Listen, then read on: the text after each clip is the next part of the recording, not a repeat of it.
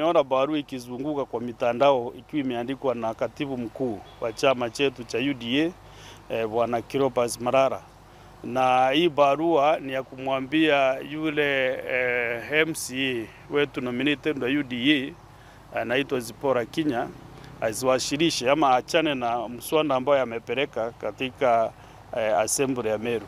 Kulingana na katiba ya Kenya, assembly zote zetu ama bunge zetu zote za ugatuzi 47 ziko na huru kabisa kutekeleza majibu yao, na hakuna hata mtu mmoja anapaswa kuwa yeye ndiye ana control ama anadhibiti bila watafanya kazi yao. Kwa hivyo Malala, vile ningemuomba afanye ni ya kwamba lazima heshimu assembly zetu na county assembly za Kenya. Hakuna county assembly ambayo inaongozwa na chama kuambiwa fanya hii fanya hii fanya hii. Assembly na members wale wamechaguliwa from the ones wamepewa nguvu na katiba ya kufanya ile mambo yote wanafanya katika bunge zao. Mimi naona amefanya makosa, anapaswa hiyo barua aliandika, sababu nilimuuliza leo asubuhi na hakuwa na mambo ya kujitetea. Akasema tu ataunganisha viongozi wote ndio tuweze kuangalia hiyo masuala yako pande ya Meru. Kwa hivyo ningemuomba ape MCAs wafanye kazi yao ya kikatiba. Hata mimi mwenyewe nikiwa senator sina uwezo ya kusimamisha any process ile assembly wameanza, lakini ni ushauri tu. Ningekuwa kama wangenishauri na nini tunafanya ushauri pamoja, lakini sina uwezo wa kusimamisha hata nikiwa senator wa Meru. I don't think uko na interest ya chama cha UDA katika roho yako, mahali ulitoka au kuwa UDA.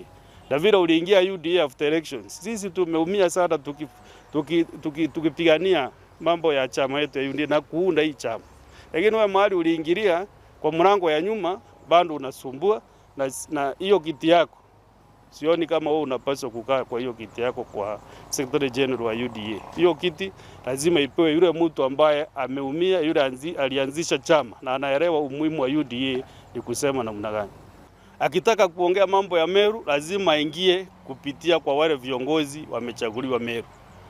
Iko senator, kuna members wa National Assembly wako wengi 11, kuna pia viongozi ambao wako katika county assembly ya Meru, kutoka kwa speaker na leadership yote ya assembly ya Meru.